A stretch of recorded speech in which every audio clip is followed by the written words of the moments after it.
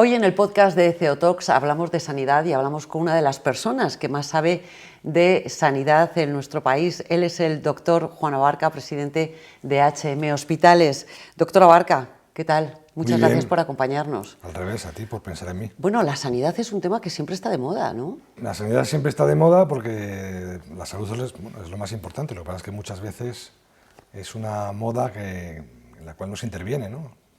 Porque nadie quiere meterle mano.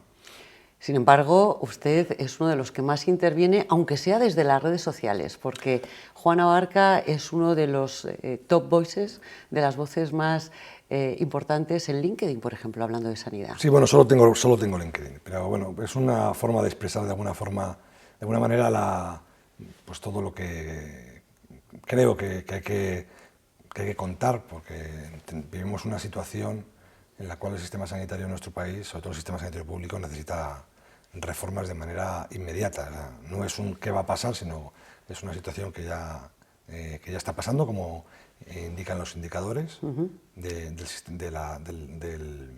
Ministerio, ¿no? Tanto en cuestiones como la accesibilidad, el acceso a la innovación, que nos estamos dejando muchas pérdidas de oportunidad por el camino para los ciudadanos, ¿no? ¿Y por qué está pasando eso en el sistema sanitario español? Porque se dice que la sanidad pública española o el Sistema Nacional de Salud español es uno de los mejores, desde luego, del mundo, o por lo menos ese es el eslogan, ¿no? Bueno, en el mundo hay 200 países. Ya. Claro, entonces si eres el 20, pues eres de los mejores del mundo, ¿no? Es verdad que antes éramos mucho, todavía antes de la pandemia todavía éramos mucho mejor, ¿no? Pero España, que es un país en donde afortunadamente el envejecimiento, la policronicidad cada vez tiene más mella en la sociedad, pues eso requiere unos cambios, una adaptación por parte del sistema sanitario y de los servicios sociales, pues que en nuestro país no hemos tenido y que veníamos denotando desde hacía mucho tiempo por falta de financiación, por una burocracia excesiva, por una falta de productividad como consecuencia de un régimen laboral anacrónico, que es el régimen funcionarial, y hablamos siempre del Sistema Nacional de Salud, del sistema público, porque el sistema privado, en el fondo, nos vamos adaptando a lo que nos piden los clientes, no nos queda otra, porque si no, no vendrían con nosotros.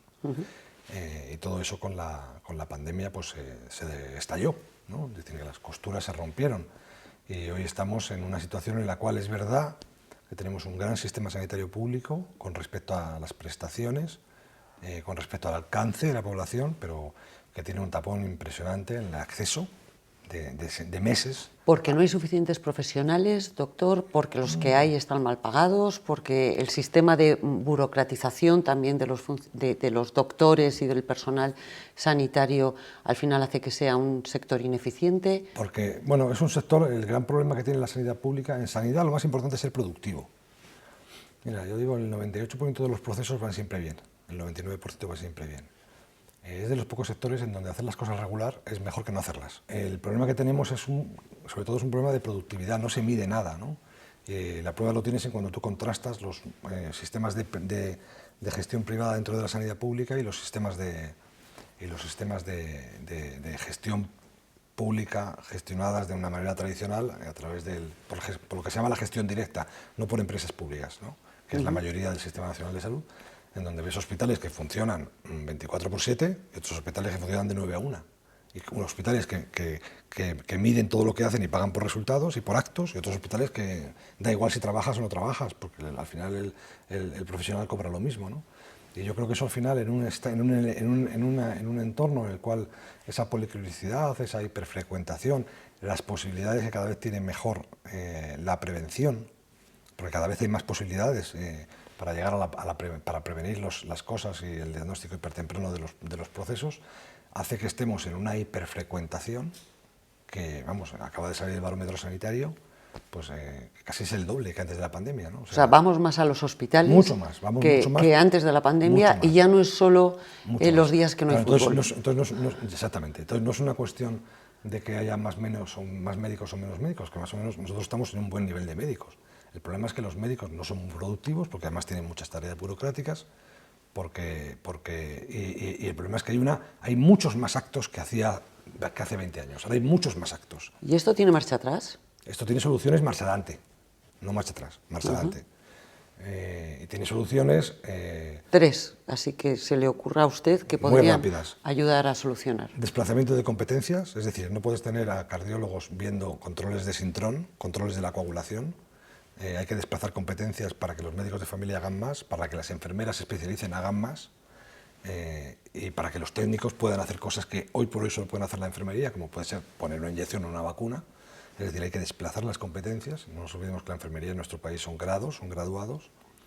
Segundo, hay que estimular a los profesionales, y la productividad se consigue estimulando la productividad, pagando por acto, de alguna manera. En España lo que mejor funciona, que es referencia mundial, son los trasplantes. Y los trasplantes se pagan por acto. Es la prueba más evidente. Y nadie se pregunta lo que cuestan.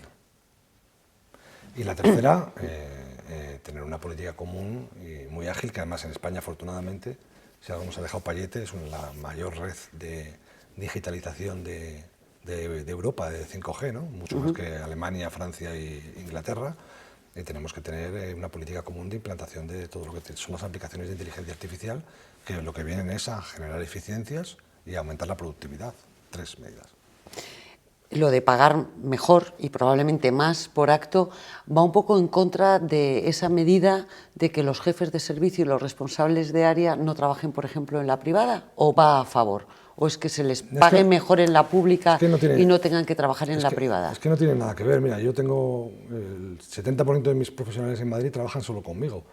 Entonces yo les intento generar un entorno en el cual puedan desarrollarse profesionalmente desde el punto de vista de la complejidad, de la especialización, de la docencia y de la investigación, y que luego puedan ganar dinero. El médico es una profesión que de conceptos es una profesión liberal. Otra cosa es que haya, como todo, hay un porcentaje de los médicos que les encanta ser funcionarios. Pero también hay que reconocer y hay que aceptar que hay un porcentaje importante de los médicos que no quieren ser funcionarios y quieren que les consideren no funcionarios y que les consideren que tienen libertad, pueden trabajar por la mañana, por la tarde, que trabajan por objetivos, por resultados, que trabajan en función de sus responsabilidades, que se organizan. A la primera persona a la que yo escuché en España decir que la sanidad privada y la sanidad pública no son competencias, sino complementarias, fue a usted. A diferencia de otros países, ¿no? Por ejemplo, en Estados Unidos compite la sanidad privada entre sí y compite también con el Sistema Nacional de Salud que existe en Estados Unidos. ¿Aquí por qué es complementario? Aquí es complementario primero porque tenemos un sistema sanitario público que cubre a todos los españoles y en teoría con muchas prestaciones. Que es universal. Es universal. Y además con un gran alcance y muchas prestaciones. Y una vez que pasas esa barrera del diagnóstico, el sistema sanitario público en nuestro país funciona realmente bien. Bueno, el sistema sanitario privado es un complemento que la gente paga voluntariamente, que afortunadamente en España tiene una ventaja a diferencia de otros países, y es que no está regulado. Eso ha permitido, entre otras cosas, que la sanidad privada se desarrolle muchísimo. O sea, tú en Francia, por ejemplo, donde hay un modelo de competencia público-privada entre proveedores públicos y proveedores privados, los privados no pueden hacer radioterapia, no pueden hacer investigación. Y aquí nosotros podemos hacer absolutamente todo. ¿Y eso qué ha permitido? Pues que cada vez podamos mejorar nuestra complejidad. Eso en un contexto en el cual el Sistema Nacional de Salud pues, ha tenido dificultades. La más importante fue la crisis de falta de inversión que tuvo como consecuencia de la crisis económica del 2009. Yo digo que se perdió la revolución tecnológica y si te acuerdas tuvo que venir Amancio Ortega a poner los aceleradores porque aquí seguíamos con bombas de cobalto. Mientras que la sanidad privada siguió invirtiendo tecnológicamente y de hecho toda la cirugía robótica, todos los aceleradores estaban en la sanidad privada, conseguimos adelantar. Eso ha hecho que al final bueno, pues el servicio sanitario privado se haya ido desarrollando cada vez más y cada vez de mejor servicio. Pero la complementariedad viene obligatoria porque nosotros podemos competir en complejidad con la sanidad pública, pero no en excepcionalidad. Por eso yo soy un gran defensor de la sanidad pública, porque nadie está a salvo de tener en un momento determinado una enfermedad rara, una enfermedad muy excepcional, donde necesites una masa crítica de población de 50 millones para tener un número de casos suficiente como para garantizar no la viabilidad, que en el Estado, se supone que el Sistema Nacional de Salud no mira eso, la viabilidad económica, sino unos resultados sanitarios adecuados. Incluso un tratamiento. Un tratamiento adecuado. Por eso, yo creo que nosotros somos un complemento donde tenemos que hacer las cosas muy bien para competir en calidad con el sistema público, para que la gente que venga a la sanidad privada, pues las prótesis de cadera se le hagan con los mismos resultados que en la sanidad pública, pero en el fondo esto es un complemento que la gente, bueno, pues elige porque quiere una atención diferencial, porque quiere esperar menos. Es que de repente parece que hay una eclosión de los seguros médicos privados, ¿no? Bueno, no, llevamos muchos años. ¿Eso es porque el Sistema Nacional de Salud tiene ese periodo de 6 meses de cadencia para diagnóstico? Bueno, o sea, eso se ha disparado desde la pandemia. Mira, desde hace 8 años se ha multiplicado por 3 el número de pacientes que esperan una consulta de especialista. Por 3, de 800.000 a 2,4 millones. En España hay 11 millones de personas, sin contar funcionarios, que tienen una póliza. 11 millones de personas quiere decir que hay gente con sueldos muy medianos que hace un esfuerzo para conseguir tener esas pólizas, ¿no? Entonces, esas pólizas pues a lo mejor tienen una cobertura más baja. ¿Por qué? Porque lo que quieren es poder llegar si pasa algo, tener rápidamente el diagnóstico para llegar al sistema. Y con eso te vas a la pública.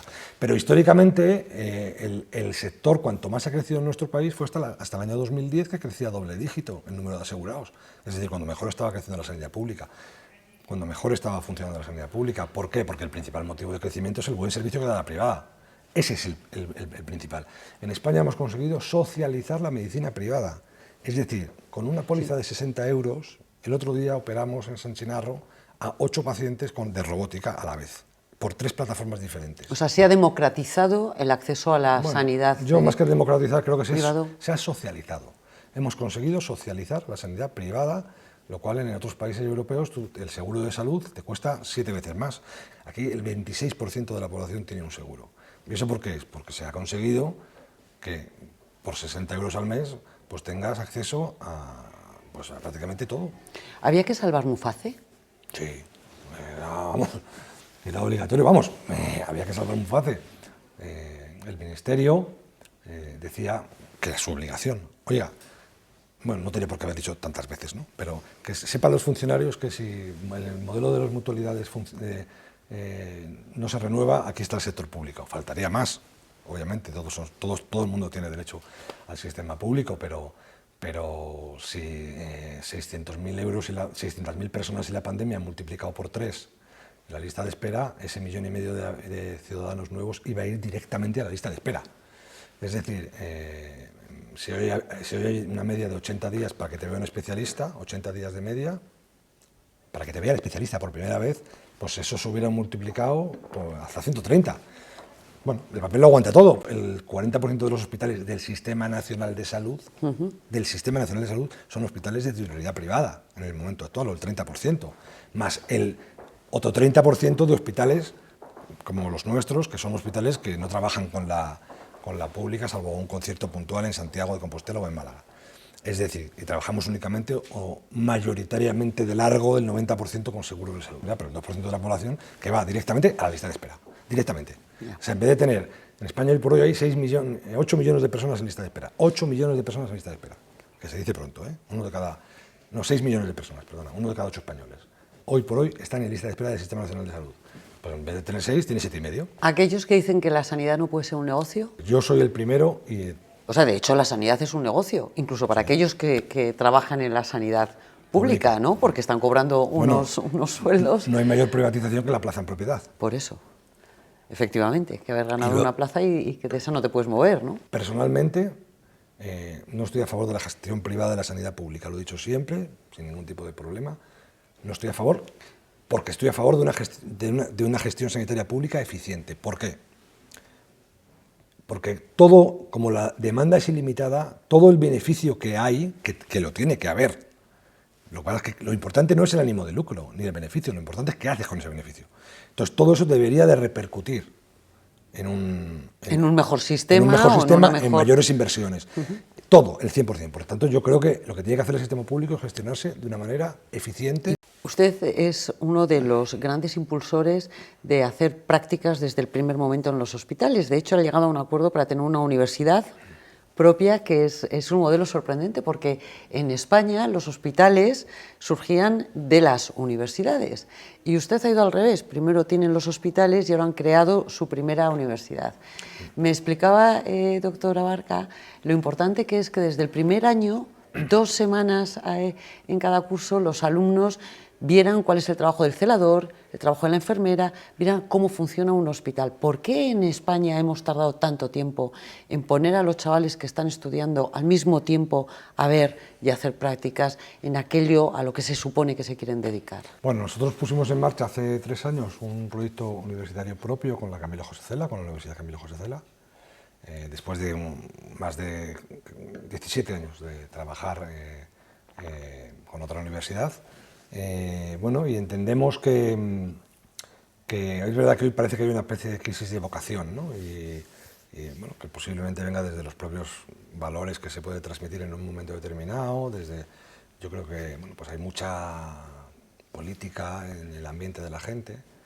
Entonces, nosotros entendemos que los estudiantes desde el principio, sobre todo los estudiantes de las carreras sanitarias, o sea, yo os digo siempre que lo importante no es que sea uno sanitario, sino que tenga vocación sanitario. A uno le tienen que gustar los pacientes. Igual que a nadie se le ocurriría estudiar veterinaria si no le gustan los animales.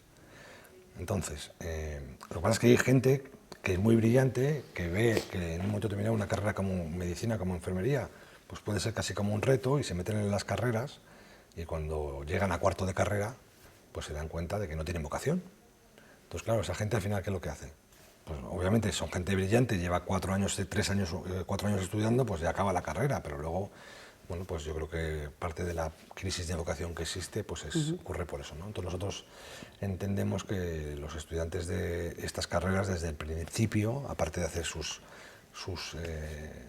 asignaturas de anatomía, fisiología, sus asignaturas más básicas, pues deben de enfrentarse a los pacientes para ver si realmente tienen esa vocación y si la tienen, desarrollarla desde el principio, ¿no? Yo digo, más empatía, menos anatomía. Y el funcionamiento del hospital desde el principio. ¿El COVID ha cambiado algo en el sistema sanitario? ¿Queda algo de esa crisis terrible sanitaria? Esa crisis terrible la hemos aparcado todos. Hay que recordar que se murieron 120.000 personas. 120.000 personas, ¿no? O sea, parece que brutalidad. 120.000 personas, ¿no? Yo creo que hemos aprendido muchísimo, pero no hemos hecho nada, ¿no? Y lo más evidente es la Agencia de Salud Pública, que se iba a crear a nivel nacional, que es una cosa que es imprescindible, ¿no? 3 grandes retos de la sanidad respecto de los pacientes y de la evolución en los próximos años. España es un país, iba a decir de viejos, no sé si de viejos o de personas mayores, pero cada vez más mayores, ¿no? Y sin embargo no estamos viendo medicalización de las residencias o residencias que tengan acceso directo con hospitales. El otro día me comentaban que en Canarias están los hospitales públicos saturados porque los pacientes mayores llegan al hospital y los hijos y las familias no quieren sacarlos porque no hay plazas. Se abandonan allí. Y entonces están meses, ¿no?, en los hospitales como si fuera una residencia. ¿Cómo abordamos esto? Pues mira, uno de los grandes problemas que ha tenido nuestro sistema sanitario, le pasa a toda Europa, toda Europa, ha sido la falta de adaptación tanto que se habla de la resiliencia, ¿no? Nuestro modelo no ha sido nada resiliente al envejecimiento y a la policronicidad. La única comunidad que ha hecho algo es Cataluña.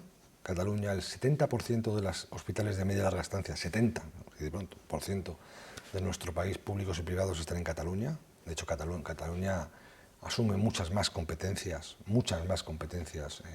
sociosanitarias que el resto de comunidades autónomas. Y ha sido la única que de alguna manera ha podido garantizar o dar esa continuidad asistencial a los pacientes, ¿no? Los grandes retos con respecto a adaptarnos, a adaptar el sistema sanitario a lo que necesita la sociedad, ¿no?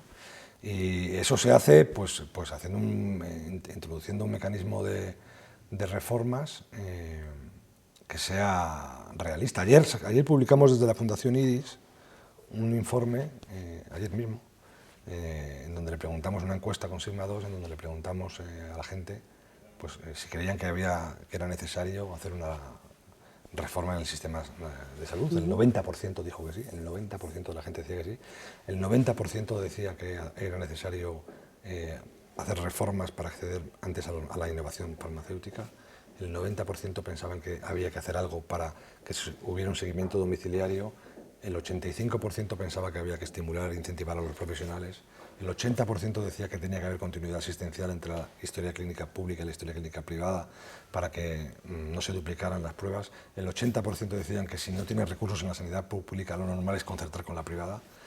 Es decir, todo está ahí, la gente lo sabe. Otra cosa es que los políticos no lo quieran hacer. ¿Por qué si tienes un hijo con una enfermedad rara y te vas de vacaciones de Madrid a Andalucía, te atienden en urgencias, pero no existe el historial clínico de ese niño? Bueno, porque no están conectados.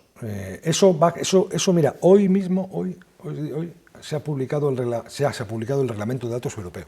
Hoy ha entrado en vigor. Hoy se ha publicado en el DOGE, se llama, ¿no? El documento de Europa. Eso implica que en 2 años... Tendrá que estar conectado. Tendrá que estar obligatoriamente y además tiene que salir lo que se llama un resumen de la historia clínica unificado. Pero tanto te pasa en la sanidad pública como pasa en la sanidad privada, ¿no? En Madrid hay casi un 40% de gente que tiene un seguro, un 40% de gente que tiene un seguro sanitario y tampoco hay ningún tipo de conexión entre la sanidad pública y la sanidad privada, ¿no? Lo cual es un sinsentido, ¿no? Porque de hecho es una pérdida de tiempo, es una duplicidad de recursos, pero vamos, afortunadamente Europa para esto lo va a solucionar. Hemos hablado de los retos de la sanidad pública, del Sistema Nacional de Salud, de los retos de la sanidad privada, pero no hemos hablado de otra parte que es fundamental, que se llama investigación. Cuando a todo el mundo se le habla de medicina personalizada, España es un país en donde se investiga mucho, pero parece como que tardan mucho los resultados, o no, o sí, y usted está impulsando eso de hacer investigación para los casos reales de necesidades reales. Bueno, esta historia me encanta. Pues vamos a curar lo que hay y no lo que creemos que pueda haber. O sea, nosotros tenemos, hay 2 tipos de investigación, la investigación básica, que es la de laboratorio, que en España se hace, pero obviamente no puedes compararte con Estados Unidos, donde hablamos de miles de millones de euros, de dólares, el CNIO se hace, pero y en otros centros de investigación. Y luego están los ensayos clínicos. España es el segundo país del mundo con más ensayos clínicos, ¿no? Y luego lo que hay en medio es lo que se llama la investigación translacional, ¿no? Que es la investigación que directamente se aplica de la básica a la clínica, lo que es la investigación. Nosotros pusimos en marcha hace 4 años el premio Abarca Prize, que de alguna manera intentaba premiar a estos investigadores, médicos o no médicos, que con sus descubrimientos en básica habían tenido gran aplicación para multitud de pacientes, ¿no? Y el último fue el inventor de los CAR-T, que es la terapia que está revolucionando el tratamiento contra el cáncer y otras enfermedades inmunológicas, ¿no? Y nada, y aquí en nuestra universidad, por ejemplo, pues hemos puesto en marcha un proyecto muy bonito entre los investigadores básicos y los especialistas, los clínicos, que se llama Padrina un Clínico, que ya tenemos 11 proyectos en marcha, en los cuales, bueno, pues vamos a ver si conseguimos que investigaciones básicas, o sea, se puedan generar proyectos que luego puedan tener continuidad en los pacientes, ¿no? Con el objetivo de curar a los pacientes. Con el objetivo de curar, tratar o diagnosticar a los pacientes, ¿no? O sea, con el objetivo, o sea, no quiero decir que la investigación básica no sea necesaria, también es necesaria, ¿no? Pero bueno, hay que también intentar apostar por investigación que claramente tenga una aplicación clínica, ¿no? Porque... Hábleme de Pepe Obeso, para terminar. Bueno, hombre, Pepe Obeso es uno de los 3 líderes del mundo en la terapia contra el Parkinson, ¿no? Y tenemos en el Centro de Neurociencias un ejemplo clarísimo de lo que es la investigación translacional, en donde aplicamos los tratamientos de la preclínica directamente a los pacientes, ¿no? Y hemos conseguido pues, ser el centro, hoy por hoy es el centro más importante, con más casos hechos en el mundo en tratamiento por ultrasonido de alta frecuencia para el Parkinson. Fuimos los que conseguimos detener la evolución de la enfermedad del Parkinson y que obtuviera el nivel de evidencia 1A, y está de hecho en las guías terapéuticas europeas, y ahora parece que después de 15 años lo van a meter en las españolas, no sé si todavía lo habrán hecho. Y luego además, bueno, pues estamos avanzando en temas tan innovadores como la apertura de la barrera hematoencefálica, apertura que en teoría está cerrada para que no entren bichos ni bacterias ni nada, con la intención de intentar aplicar directamente terapias, o bien a través de terapia génica o anticuerpos, para ir al origen de la propia enfermedad del Parkinson, ¿no? yo creo que tenemos uno de los 3 centros posiblemente más avanzados del mundo, ¿no? en investigación para el Parkinson, y bueno, y ahora estamos también empezando a hacer aplicaciones en demencia y en otras cosas. Doctor Juan Abarca, muchas gracias. Nada, a ti, ha sido un placer, me ha encantado hablar contigo.